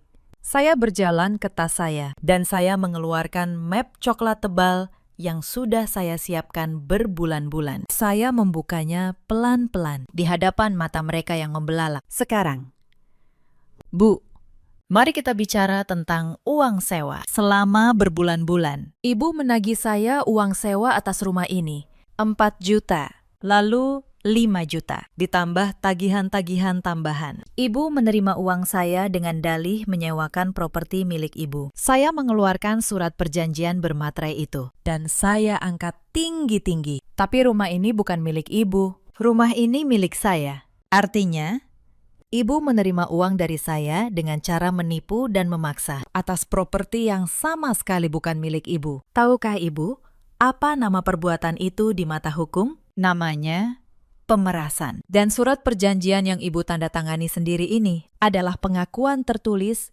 bahwa Ibu melakukannya. Mas Reza, pengacara saya, akhirnya berbicara. Suaranya tegas dan dingin. Saya pengacara Ibu Anindya. Apa yang dilakukan klien saya selama ini adalah mengumpulkan alat bukti.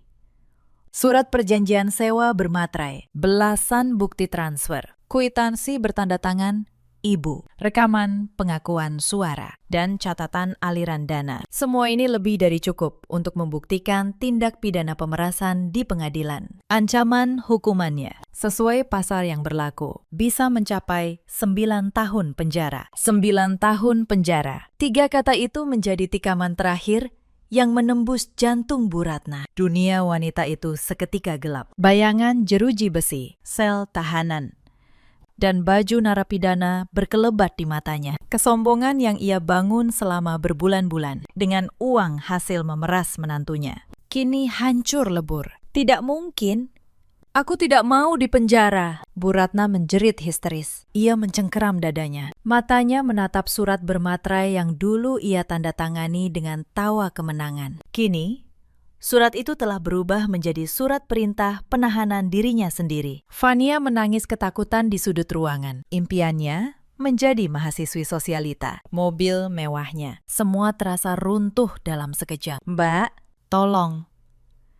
Aku tidak tahu apa-apa. Mobil itu aku akan kembalikan. Tolong jangan penjarakan Ibu. Saya menatap mereka satu persatu. Wajah saya tidak memancarkan setitik pun rasa iba. Dan kini, tibalah giliran Gilang. Pria yang selama ini berdiri sebagai kepala keluarga, kini terduduk lemas. Menyadari bahwa hukum dan seluruh bukti pidana berada di tangan istrinya. Sisa ego lelakinya benar-benar mati. Ia merangkak. Pria yang dulu dengan pongah menyebut saya perempuan miskin yang numpang hidup, kini menyeret lututnya di atas lantai marmer. Air mata dan ingus bercampur di wajahnya. Ia berhenti tepat di depan ujung sepatu saya, lalu menundukkan kepala dalam-dalam. Anindya, istriku, ampuni aku. Suaranya pecah dan bergetar. Aku pria bodoh. Aku tidak tahu kalau kau yang menyelamatkan keluargaku dari kebangkrutan. Tolong, cabut ancaman hukum itu. Kasihan Ibu, dia sudah tua. Dia bisa mati di dalam sel. Aku mohon, beri aku satu kesempatan lagi. Aku akan mengusir Ibu dan Fania dari sini. Kita berdua bisa hidup bahagia di rumah ini. Kau pemiliknya. Aku akan jadi pelayanmu seumur hidup. Mendengar pengkhianatan instan dari anak kandungnya sendiri, Bu Ratna yang sedang meringis di sudut ruangan langsung menjerit murka. Anak durhaka, kau mau membuang ibumu demi perempuan ini. Kau sendiri yang bilang gajinya pantas diperas, tapi jeritan itu terbungkam oleh batu kerasnya. Wanita tua itu hampir kehabisan napas. Saya menatap Gilang yang masih bersujud di kaki saya. Wajah saya dingin.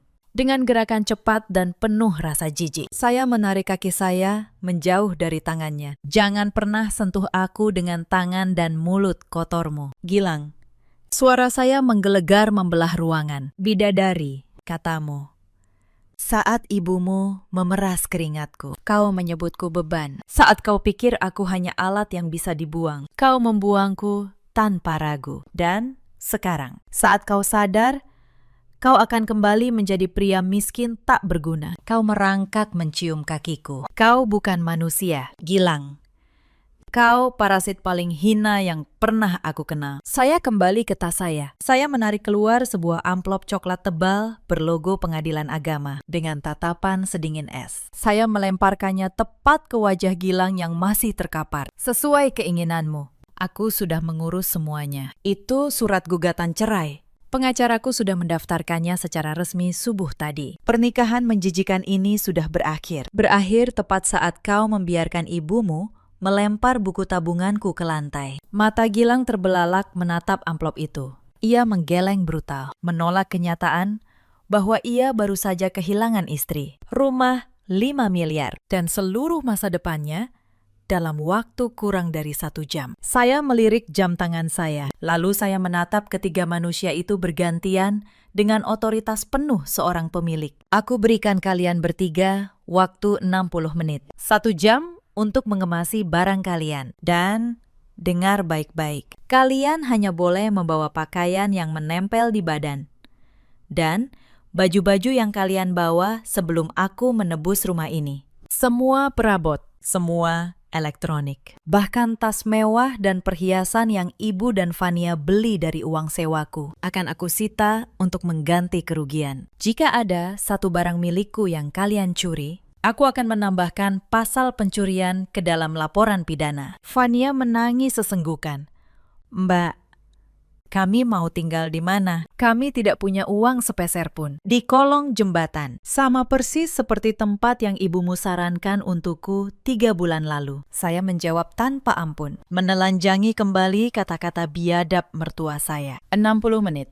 Jika lewat 1 detik pun, kalian masih ada di properti saya. Saya sendiri yang akan menelpon polisi dan menyerahkan semua bukti pemerasan ke meja penyidik. Dan kalian tahu, saya tidak pernah main-main dengan ucapan saya. Ancaman penjara yang nyata itu memicu kepanikan luar biasa. Rasa takut akan jeruji besi mengalahkan rasa malu dan gengsi mereka. Dengan napas terengah, Bu Ratna, Gilang, dan Fania bangkit dari lantai. Mereka berlarian, saling bertabrakan, menaiki tangga. Ceritane, tangisan, dan suara barang dibanting terdengar dari lantai atas. Sebuah simfoni kekacauan dari komplotan parasit yang sedang diusir dari surga yang bukan milik mereka. Pak Hendra, Bu Tari, dan Mas Reza memandang saya dengan penuh hormat. Mereka pamit undur diri, meninggalkan rumah itu dengan tatapan jijik bagi ketiga benalu yang tersungkur. Saya mengantar mereka sampai pintu, dan saya berterima kasih dengan tulus. Selama 60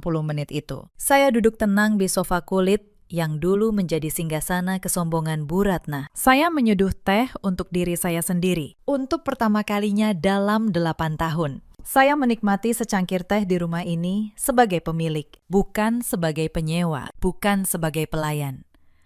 Saya teringat malam-malam saya pulang shift dengan tubuh remuk, hanya untuk disuruh memijat kaki mertua. Saya teringat setiap suap nasi yang terasa pahit karena tatapan merendahkan. Saya teringat saat saya keguguran 2 tahun lalu. Dan Bu Ratna malah berkata bahwa rahim perempuan miskin memang lemah. Gilang saat itu hanya diam, selalu diam. Diamnya yang membunuh perlahan. Saya menyesap teh saya. Semua kenangan pahit itu kini terasa ringan, karena keadilan akhirnya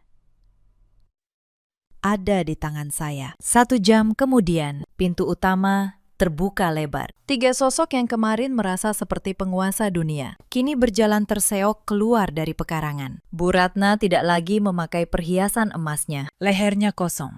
Ia memeluk sebuah tas plastik berisi beberapa lembar daster. Fania hanya membawa 1 koper kecil. Wajahnya bengkak karena menangis. Dan Gilang memanggul ransel butut. Terus menunduk menahan malu dari tatapan para tetangga yang mulai keluar rumah karena penasaran. Bu Sari, tetangga yang dulu mendengar Bu Ratna membanggakan uang sewa saya, kini berdiri di pagar dengan mulut menganga. Ironi itu terasa lengkap. Wanita yang dulu pamer menampung menantu miskin, kini menjadi tunawisma yang diusir oleh menantu itu. Di ambang pintu, Bu Ratna berhenti sejenak. Ia menoleh ke arah saya dengan mata penuh kebencian dan keputusasaan. Kau akan menyesal, Anindya. Kau membuang suamimu, kau membuang keluarga. Saya menatapnya dengan tenang. Tidak. Bu, saya tidak membuang keluarga. Saya tidak pernah punya keluarga di rumah ini. Yang saya buang hari ini hanyalah 3 benalu yang selama 8 tahun menghisap darah saya. Dan untuk pertama kalinya, saya merasa lega. Bu Ratna tidak menjawab. Ia hanya membuang muka, lalu melangkah keluar dengan tubuh bergetar. Gilang sempat menoleh. Mulutnya terbuka, seolah ingin mengucapkan sesuatu. Tapi saya sudah memalingkan wajah. Tidak ada lagi yang perlu dikatakan kepada pria yang sudah mati di mata saya. Begitu langkah kaki terakhir mereka melewati pagar besi, saya mendorong pintu kayu jati yang kokoh itu. Saya menguncinya dari dalam dengan bunyi klik yang sangat mantap. Bunyi itu terasa seperti penutup sebuah bab panjang yang menyiksa. Saya berdiri sendirian di tengah rumah yang kini sepenuhnya milik saya. Angin pagi berembus dari jendela yang saya buka lebar-lebar, menyapu bersih aroma kebusukan yang selama ini memenuhi rumah ini. Untuk pertama kalinya, rumah ini terasa seperti rumah, bukan penjara. Hari-hari setelah itu berjalan dengan damai. Saya tidak mencabut laporan pemerasan. Tapi saya juga tidak memenjarakan Bu Ratna. Saya membuat kesepakatan melalui pengacara. Mereka harus menandatangani surat pernyataan mengembalikan seluruh uang yang pernah mereka peras dari saya dan tidak pernah lagi mengganggu hidup saya. Sebagai gantinya, saya menahan laporan pidana itu, menggantungnya di atas kepala mereka seumur hidup. Sebuah pedang yang akan jatuh kapanpun, mereka berani muncul kembali. Gilang. Saya dengar. Kembali tinggal di kontrakan sempit bersama ibu dan adiknya. Asisten manajer yang dulu sombong itu, kini harus menanggung 3 mulut dengan gaji pas-pasan. Vania terpaksa menjual mobil mewahnya untuk membayar utang. Impiannya menjadi sosialita pupus. Dan Bu Ratna, ratu yang dulu mengelus sertifikat palsu di lemarinya, kini tidak punya apa-apa selain penyesalan. Proses perceraian saya berjalan lancar karena saya memegang semua bukti. Dan karena Gilang tidak punya apapun untuk diperebutkan, hakim mengabulkan gugatan saya dengan cepat. Saya kembali menjadi Anindya, bukan menantu siapa-siapa, bukan istri siapa-siapa, hanya Anindya. Seorang wanita merdeka dengan rumah sendiri dan harga diri yang utuh. Beberapa bulan setelah semuanya selesai, ada satu kejadian yang ingin saya ceritakan kepada kalian. Karena dari situlah saya benar-benar memahami betapa busuknya keluarga yang dulu saya panggil keluarga. Suatu sore, Bu Ratna datang lagi ke rumah saya sendirian. Ia mengetuk pintu dengan pelan. Wajahnya yang dulu angkuh, kini tirus dan tua. Saya membuka pintu, tapi saya tidak mempersilakannya masuk. Saya berdiri di ambang, menatapnya datar. Anindya, katanya dengan suara serak. Ibu datang baik-baik. Ibu minta maaf atas semuanya. Tapi ibu mohon, kasihani ibu. Vania sakit. Dia butuh biaya berobat. Gilang juga kehilangan pekerjaannya. Kami benar-benar tidak punya apa-apa. Bolehkah ibu tinggal di sini lagi? Kau punya rumah sebesar ini. Masa kau tega membiarkan mertuamu menderita? Saya hampir tertawa mendengar kata mertua keluar dari mulutnya. Wanita ini, yang dulu menyebut saya penyewa, perempuan melarat, panti asuhan, kini menggunakan kata mertua untuk meminta belas kasihan. Logika yang sama bengkoknya seperti dulu. Bu, kata saya, tenang dulu. Saat saya pulang shift dengan tubuh remuk, ibu menagih saya 4 juta dan menyebut saya numpang. Saat saya keguguran, ibu bilang rahim saya lemah karena saya miskin. Saat saya butuh tempat tidur, ibu mengusir saya ke ruang belakang demi Vania. Sekarang ibu menyebut saya keluarga hanya karena ibu butuh sesuatu dari saya. Apakah ibu pikir saya sebodoh itu? Bu Ratna menunduk. Air matanya menetes. Tapi saya sudah terlalu sering melihat air mata buaya wanita ini. Saya tidak akan memenjarakan ibu, karena saya tidak mau menghabiskan sisa hidup saya berurusan dengan kebusukan kalian. Tapi saya juga tidak akan pernah membiarkan kalian masuk lagi ke dalam hidup saya. Pulanglah, Bu. Dan jangan pernah kembali, karena Kalau ibu memaksa, map coklat saya masih ada dan penyidik akan dengan senang hati membukanya. Saya menutup pintu dengan pelan, tidak dibanting, karena kemarahan saya sudah habis. Yang tersisa hanya ketenangan seorang wanita yang akhirnya bebas. Saya mendengar langkah kaki Bu Ratna menjauh, terseok di luar pagar. Itu adalah terakhir kalinya saya melihat wajahnya. Malam itu, saya duduk di teras rumah saya. Rumah yang saya tebus dengan air mata dan kerja keras 10 tahun. Saya menyeduh teh. Dan untuk pertama kalinya dalam waktu yang sangat lama, saya menangis. Bukan tangis kesedihan, tapi tangis kelegaan. Tangis seorang manusia yang akhirnya pulang ke dalam dirinya sendiri. Saya teringat nasihat almarhum ayah saya dulu di Klaten. Beliau pernah berkata, "Dek, kesabaran itu bukan kelemahan. Kesabaran adalah ketika kau menahan diri, bukan karena kau tidak bisa melawan, tapi karena kau sedang menunggu waktu yang tepat untuk melawan dengan cara yang benar." Saya menjalani 8 tahun penghinaan dengan kesabaran itu. Dan ketika waktunya tiba, saya melawan. Bukan dengan teriakan atau air mata, tapi dengan hukum, dengan bukti, dan dengan kepala tegak. Setahun setelah perceraian itu, hidup saya berubah total. Saya naik jabatan di rumah sakit menjadi kepala bagian keuangan. Saya merenovasi rumah ini, mengganti sofa kulit lama yang penuh kenangan buruk dengan perabot baru yang hangat. Saya menanam bunga di halaman yang dulu hanya berisi pilar-pilar dingin. Rumah yang dulu terasa seperti penjara, kini benar-benar menjadi rumah. Saya juga belajar bahwa keadilan sejati bukanlah balas dendam yang membabi buta. Saya bisa saja memenjarakan Bu Ratna, menghancurkan hidup Gilang sampai ke akar. Tapi saya memilih untuk membiarkan mereka hidup dengan penyesalan mereka sendiri. Karena terkadang hidup dalam kemiskinan dan rasa malu yang mereka ciptakan sendiri jauh lebih menyakitkan daripada jeruji besi. Cerita ini mengajarkan kita banyak hal. Jangan pernah menilai seseorang dari kondisi ekonominya. Dan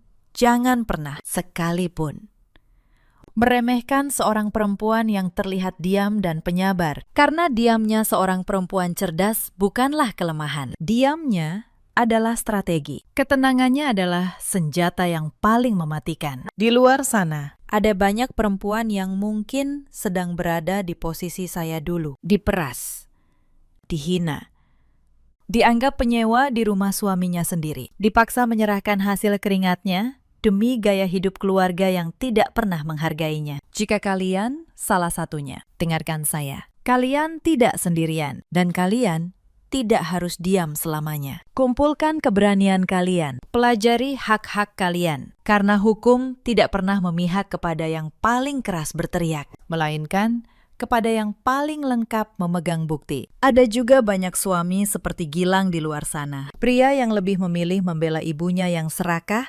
daripada melindungi istri yang berkorban segalanya. Pria yang menganggap gaji istri sebagai hak miliknya dan menganggap istri sebagai alat yang bisa dibuang. Kepada para suami seperti itu, ingatlah, wanita yang paling sabar adalah wanita yang paling berbahaya ketika kesabarannya habis. Dan ketika ia pergi, ia tidak akan pernah kembali. Ada pula para ibu mertua seperti Bu Ratna, wanita yang membanggakan harta yang bukan hasil keringatnya sendiri, yang menindas menantu demi kesombongan semu. Kepada mereka, hukum karma selalu punya cara yang elegan untuk menagih. Dan seringkali, tali yang menjerat leher mereka adalah tali yang mereka pintal sendiri dengan tangan mereka sendiri. Hari ini, saya, Anindya, berdiri sebagai pemilik tunggal rumah ini. Bukan menantu siapa-siapa, bukan istri siapa-siapa, hanya seorang wanita merdeka yang akhirnya menemukan kedamaian. Bu Ratna kini hidup dalam penyesalan di kontrakan sempit. Gilang menanggung beban keluarganya sendirian, dengan masa depan yang ia hancurkan dengan tangannya sendiri. Dan Fania belajar dengan cara yang keras,